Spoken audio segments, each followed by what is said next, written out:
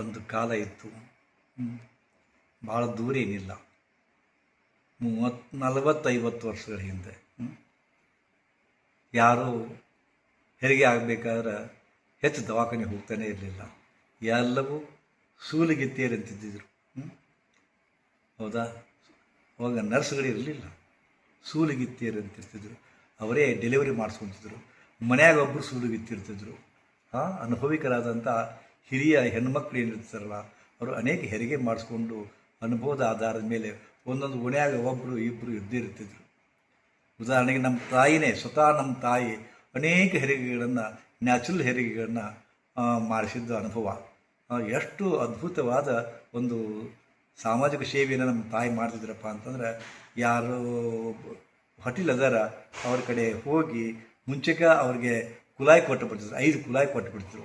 ಯಾರು ಗರ್ಭಿಣಿ ಇರ್ತಾರ ಅವರಿಗೆ 5 ಕುಲಾಯಿ, ಹಡದ ಕೂಡಲೇ ಮತ್ತು 1 ಕುಲಾಯಿ.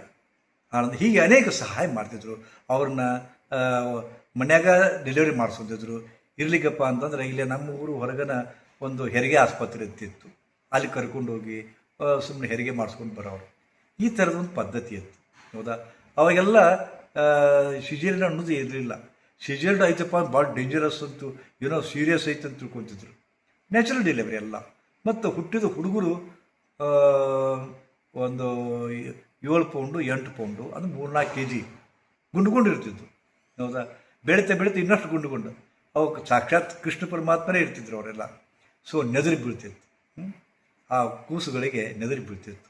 ಆವಾಗ ತಾಯಂದಿರಾದವರು ಅಥವಾ ಹೀಗೆ ಹಿರಿಯ ಹೆಣ್ಮಕ್ಳು, ಅನುಭವಿಕ ಹೆಣ್ಮಕ್ಳು ಏನು ಮಾಡ್ತಿದ್ರು ಅಂದರೆ, ಆ ಕೂಸುಗಳ ಇವರಿಗೆ ಧೂಪ ಹಾಕೋದು, ಅವ್ರಿಗೆ ಮತ್ತು ಕಾಡಿಗೆ ಹಚ್ಚೋದು, ಆನಂತರ ಹಣಿಗೊಂದಿಷ್ಟು ಕಾಡಿಗೆ, ನೆತ್ತಿಗೊಂದಿಷ್ಟು, ಹೊಕ್ಕಳಿಗೊಂದಿಷ್ಟು, ಆನಂತರ ಇಲ್ಲಿ ಪಾದಕ್ಕೆ. ಈಗಲೂ ಕೂಡ ತಾಯಂದ್ರೆ ಮಾಡ್ತಾರೆ. ಹಿಂಗೆ ಕಾಡಿಗೆ ಹಚ್ಚಿದ ಮೇಲೆ ಆ ಕಾಡಿಗೆ ಉಳಿದದ್ದನ್ನು ಕಾಲಿಗೆ ಹಚ್ತಾರೆ. ಹೌದಾ?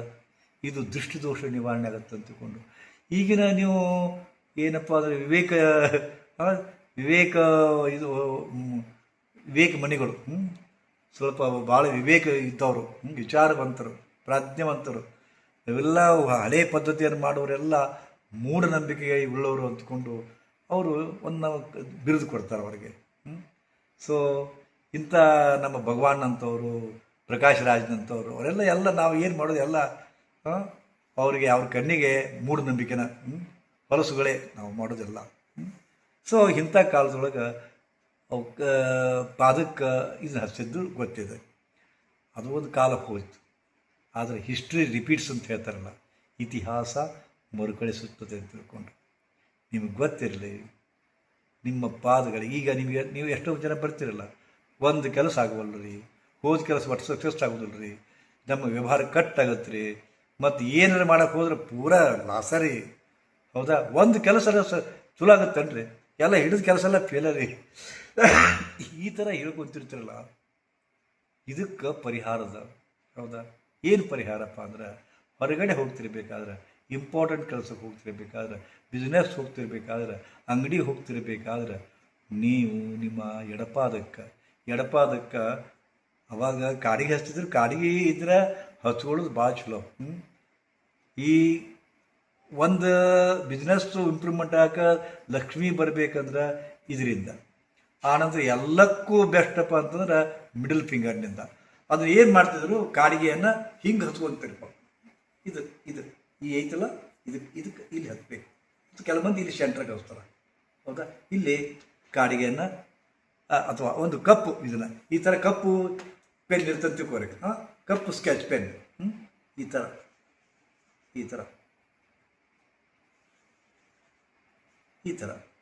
ಹೌದಾ? ಈ ಥರ ಹಚ್ಕೊಂಡ್ರೆ ಇದು ಕಪ್ಪು ಕಾಡಿಗೆ ಸಮ ಆಯ್ತು. ಈಗ ಇನ್ನೊಂದು ಕೆಲಸ ಬರ್ತದಿಲ್ಲ. ಏನಪ್ಪ ಅಂತಂದ್ರೆ, ಒಂದು ಈ ಕಡೆ, ಒಂದು ಈ ಕಡೆ, 2 ಗೆರೆ ಕೊರಿಬೇಕು ಇದಕ್ಕೆ. ಹೌದಾ? ಹೀಗೆ 2 ಗೆರೆ ಕೊರಿಬೇಕು. ಇದಕ್ಕೆ ಒಂದು ದಿಶಾ ಅಂದರೆ ಡಿರೆಕ್ಷನ್ ಕೊಡಬೇಕು. ಡಿರೆಕ್ಷನ್ ವಿ ಶೇಪ್ ಈ ಕಡೆ ಮೇಲೆ ಕೊಡಬೇಕು. ಹೌದಾ? ಈ ಥರ ಕೊಟ್ರೆ ಈಗ 2 ಕಾರ್ನರ್ ಬರುತ್ತಲ್ಲ, ಈ 2 ಕಾರ್ನರ್ ಒಳಗೆ 35 ಅಂಕಿ ಬರಿಬೇಕು. ಎದರಿಂದಪ್ಪ ಅಂತಂದ್ರೆ ಕೆಂಪು ಪೆನ್ನಿಂದ ಕೆಂಪು ಪೆನ್ನಿನಿಂದ 35 ಅಂಕಿ ಬರೀಬೇಕು. ಸೊ ಇಲ್ಲಿ 35 ಮೂರು ಸತ್ತಿಲ್ಲ ಗೊತ್ತಿಲ್ಲ, ಮೂಡ್ಬೋದು ಇಲ್ಲ. ಈ ಕಾರ್ನೊಳಗೆ 35 ಅಂಕಿ ಬರಿಬೇಕು ಗೊತ್ತಾ. ಮುಂದೆ ಆ ಕಡೆ 1 ಅಂಕಿ ಬರಿಬೇಕು. 351 35 ಒಂದು ಕಡೆ, ಅದನ್ನು ದಾಟಿ 1 3 5 1 3 5 8 8 1 9. ಕೊನೆಗೆ ಎಲ್ಲ ಕೂಡಿಸಿದಾಗ ಬರ್ತಕ್ಕಂಥ 9 ಅಂಕಿ ಅತ್ಯಂತ ಪವರ್ಫುಲ್, ಶಕ್ತಿಶಾಲಿ ದೈವಿಕ ಸಂಖ್ಯೆ ಅಂತ ಆಗ್ತದೆ. ಇದಕ್ಕೆ ಡಿವೈನ್ ಕೋಡ್ ಅಂತೀವಿ ನಾವು. 9 3 6 ಕೆಲವೊಂದು. ಸೊ ಈ ಥರದ ಇದನ್ನು ಕೆಳಗೆ ಬರ್ಕೊಂಡು ನೀವು ಹೆಂಗೆ ನಡೀತಾ ಹೋಗ್ತೀರಿ ಹಂಗಂಗೆ ಅಭಿವೃದ್ಧಿ ಆಗೇ ಆಗ್ತದೆ ಖಂಡಿತವಾಗಿ. ಇದನ್ನು ಎಷ್ಟು ಮಂದಿ ಮುತುವರ್ಜಿ ಮಾಡ್ತೀರಿ ನನಗೆ ಗೊತ್ತಿಲ್ಲ, ಆದ್ರೆ ನೀವು ಮಾಡಲೇಬೇಕು. ಯಾಕೆ ಇದನ್ನು ಯಾಕೆ ಮಾಡ್ತೀರಿ ಮಾಡ್ಬೇಕಂತ ಹೇಳ್ತೀನಪ್ಪ ಅಂತಂದ್ರೆ, ನೀವು ಇದರಿಂದ ಕಳ್ಕೊಳ್ಳೋದು ಏನೂ ಇಲ್ಲ. ಇಷ್ಟು ಮಾಡೋದ್ರಿಂದ ಒಂದು ಕಪ್ಪು ಚುಕ್ಕಿ ಕೊರ್ಕೊಳ್ಳೋಕೆ ನಿಮ್ಮ ಗಂಟೆ ಹೋಗುತ್ತೆ. ಅನಂತರ ಎರಡು ಒಂದು ಈ ಕಡೆ ಎಡಕಿನ ಡೈರೆಕ್ಷನ್, ಒಂದು ಮೇಲ್ದಿಗಿನ ಡೈರೆಕ್ಷನ್. ಯಾತಕ್ಕಪ್ಪ ಅಂದ್ರೆ 4 ಡೈರೆಕ್ಷನ್ ಇಲ್ಲ, 4 ದಿಕ್ಕುಗಳಿಲ್ಲ, 2 ದಿಕ್ಕುಗಳು. ಒಂದು ಪೂರ್ವ, ಮತ್ತೊಂದು ಉತ್ತರ. ಹೌದಾ. ಅದರ ಸಾಂಕೇತಿಕವಾಗಿ ಒಂದು ಈ ಕಡೆ, ಒಂದು ಆ ಕಡೆ. ಹೌದಾ. 2 ಅದು ಪಶ್ಚಿಮಕ್ಕೆ ಹೋಗುತ್ತೆ ಅಂತ ನಿಮ್ಗೆ ಅನಿಸ್ತದೆ. ಅದು ಪೂರ್ವ ಪಶ್ಚಿಮ ಯಾವ ಕಡೆ ದಿಕ್ಕಿಗೆ ಕೂತಿರ್ತೀರಿ ತಲೆ ಕೆಡಿಸ್ಬೇಡಿ. ಒಂದು ಚೂರು ಇದು ಇರುತ್ತಲ್ಲ ಪೂರ, ಅದು ಒಂದು ಈ ಕಡೆ ಮಾಡಿರಿ, ಒಂದು ಉಪ್ಪರ್ ಮಾಡಿ, ಒಂದು ಅಡ್ಡ, ಒಂದು ಉದ್ದ. ಹೀಗೆ ಮಾಡಿರಿ ಸೆಂಟ್ರಕ್ಕೆ 3 5, ಆ ಕಡೆ 1. ಈ ಅಂಕಿ ದಾಟಿಂದ ಇಲ್ಲಿ ದಾಟಿಂದ ಇದು ಇದೆಯಲ್ಲ, ಇಲ್ಲಿ ಈ ಕಾರ್ನರ್ಗೆ 35, ಈ ಕಡೆ 1 351. ಹೌದಾ. ಈ ಅಂಕಿ ಕೊರ್ಕೋರಿ, ದಿನಾಲು ಕೊರ್ಕೋರಿ. ದಿನಾಲು ಎಷ್ಟು ದಿವಸ ಕೊರ್ಕೋಬೇಕಪ್ಪ ಅಂತಂದ್ರೆ ಸುಮಾರು ಒಂದು 51. ಯಾಕಂದರೆ ಯಾವುದೇ ಸಾಧನೆ ಮಾಡಿದರೂ ಕೂಡ 21 ದಿನ, 51 ದಿನ, 111 ದಿನ, 111 ದಿವಸದಾಗ ಗ್ಯಾರಂಟಿ ರಿಸಲ್ಟ್ ಬರ್ತದೆ. ಯಾವುದೇ ಮಂತ್ರ ಅಂದರೂ ಕೂಡ ಅಷ್ಟೇ, 21 ಸಾರಿ, 51 ಸಾರಿ, ಅಥವಾ 111 ಸಾರಿ. ಕೆಲ ಮಂದಿ ಇದನ್ನೇ 51 111 ತೆಗೆದು 54 ಮತ್ತು 108 ಸಲ ಅನ್ಬೇಕು ಅಂತ ಅವ್ರ ನಂಬಿಕೆ ಮತ್ತು ಭಾವನೆ. ಸೊ ಇದನ್ನು ಪುಕ್ಕಟೆಯಾಗಿರ್ತಕ್ಕಂಥ ಇವೆಲ್ಲ ನಂಬಿಕೆಯ ಮೇಲೆ ಡಿಪೆಂಡ್ ಆದಂಥವು. ಪ್ರಶ್ನೆ ಹಾಕಬೇಡಿ ನನಗೆ.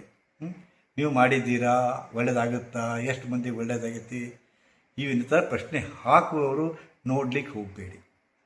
ಅನವಶ್ಯಕವಾಗಿ ಅನುಮಾನ ಇದ್ದವರು, ಇದೆಲ್ಲಿ ಆಗುತ್ತಾ, ಎಷ್ಟು ಮಾಡಿದ್ದೀನಿ ಆಗಿಲ್ಲ, ಇದೆಂಗಾಗುತ್ತಾ, ಅನುಮಾನದಿಂದ ಪ್ರಾರಂಭ ಮಾಡುವವರು ದಯವಿಟ್ಟು ಮಾಡಬೇಡಿ. ವರ್ಕೌಟ್ ಆಗಲ್ಲ. ಗುರುಗಳು ಏನೋ ಹೇಳಕತ್ತಾರಪ್ಪ, ಪ್ರಾಂಜಲ ಮನಸ್ಸಿನಿಂದ ನಮಗೆ ಹೊಡಿತಾರೆ ಅಂತ ಹೇಳಕತ್ತಾರ, ಮಾಡಿ ನೋಡೋಕೆ ಏನು ಗಂಟು ಹೋಗುತ್ತೆ ಅಂತ ಅನ್ನುವರು ಸುಮ್ಮನೆ ಒಂದಿಷ್ಟು ಮಾಡಿ. ನೀವು ನಿಮಗೆ ಹೋಗುತ್ತೆ ಇದೇನಪ್ಪ ಅಂತಂದ್ರೆ 1 ನಿಮಿಷದೊಳಗೆ ಇದನ್ನು ಕೆಲಸ ಮಾಡ್ಬೋದು. ಗಂಟೆ ಏನಾಗುತ್ತೆ ಮಾಡಿ ನೋಡ್ತೀರಾ. ನಿಮ್ಮ ಎಡಪಾದದ ಕೆಳಗೆ ಸೆಂಟರ್ಗೆ ಒಂದು ಬಿಲ್ಲೆ ಆಕಾರದೊಳಗೆ, ಈಗಿನ ₹1 ₹2 ನಾಣ್ಯದ ಆಕಾರದೊಳಗೆ ಒಂದು ಕಪ್ಪು ಚುಕ್ಕೆ, ಒಂದು ಅಡ್ಡ, ಒಂದು ಮೇಲೆ. ಸೆಂಟ್ರಕ್ಕೆ 35, ಈ ಕಡೆ ಈ ಗೆರಿ ದಾಟಿಂದ 1 351 ಮಾಡಿರಿ. ಬರ್ಕೊಂಡು ಬರಿಬೇಕಾತಪ್ಪ ಅಂದ್ರೆ ಎಲ್ಲ ನನ್ನ ನೆಗೆಟಿವಿಟಿ, ಕಷ್ಟ ನಷ್ಟ ದೂರ ಆಗ್ಯದ, ನನಗೆ ಒಳ್ಳೆಯದೇ ಆಗ್ತಾಯಿದೆ, ಪರಮಾತ್ಮನ ಕೃಪೆ ನನ್ನ ಮೇಲಿದೆ ಅನ್ನೋ ಒಂದು ಪೂರ್ಣ ನಂಬಿಕೆಯಿಂದ ಮಾಡಿರಿ. ಅದ್ಭುತ ರೀ. ಕೆಲವೇ 21 ದಿವಸದಾಗ ರಿಸಲ್ಟ್ ಸಿಗುತ್ತೆ ನಿಮಗೆ. ಕೆಲವೊಬ್ಬರಿಗಂತೂ ಒಂದೇ ದಿವಸ ಸಿಕ್ಕತ್ತೆ ರಿಸಲ್ಟು.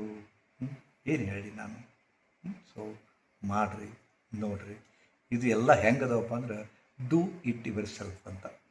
ಇದು ನೀವೇ ಮಾಡಬೇಕು, ಮತ್ತೊಬ್ಬರಿಗೆ ಮಾಡಿ ನೋಡ್ರಿ ಅನ್ಬೇಡ. ನಿಮಗಾಗಿ ನೀವು ಮಾಡಬೇಕು. ಇದನ್ನು ನಂಬಿಕೆಯಿಂದ ಮಾಡಿರಿ ಅಷ್ಟೇ. ಹುಚ್ಚುಚ್ಚಾರ ಪ್ರಶ್ನೆಗಳನ್ನು ನನಗೆ ಕೇಳುವಂತಿಲ್ಲ. ನಿಮಗೆ ಅನುಮಾನ ಇದ್ದರೆ, ನಂಬಿಕೆ ಇರದೆ ಹೋದರೆ ದಯವಿಟ್ಟು ಮಾಡಬೇಡಿ, ನನಗೆ ಆರೋಪ ಕೊಡಬೇಡಿ.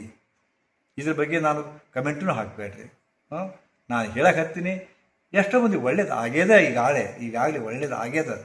ಸೊ ಅದನ್ನು ನೋಡ್ಕೊಂಡ್ರೆ ನಿಮಗೆಲ್ಲ ನಾನು ಸಾರ್ವತ್ರಿಕವಾಗಿ ಹಂಗೆ ಒಂದು ಮೆಡಿಸಿನ್ಸು ಮಾರ್ಕೆಟಿಗೆ ಬಿಡಬೇಕಾದ್ರೆ ಕೆಲವು ಮಂದಿ ಮೇಲೆ ಚೆಕ್ ಮಾಡೇ ಬಿಡ್ತಾರಲ್ಲ, ಹಂಗೆ ನಾನು ಈ ತಂತ್ರವನ್ನು ಕೆಲವು ಮಂದಿ ಸಾಧಕರ ಮೇಲೆ ಅವ್ರಿಗೆ ಹೇಳಿ ಅವರಿಂದ ಚಲೋ ಅನಿಸೈತಿರಿ ಅಂತ ಹೇಳಿದ ಮೇಲೆ ನಾನು ನಿಮ್ಗೆ ಹೇಳ್ತೀನಿ. ಯಾಕಂತಂದ್ರೆ ನನಗೂ ನಾನು ಹೇಳಿದ್ರೊಳಗೆ ಶಕ್ತಿ ಅದಪ್ಪ ಅಂತ ನನಗೆ ಕನ್ಫರ್ಮ್ ಮಾಡ್ಕೋಬೇಕಲ್ಲ.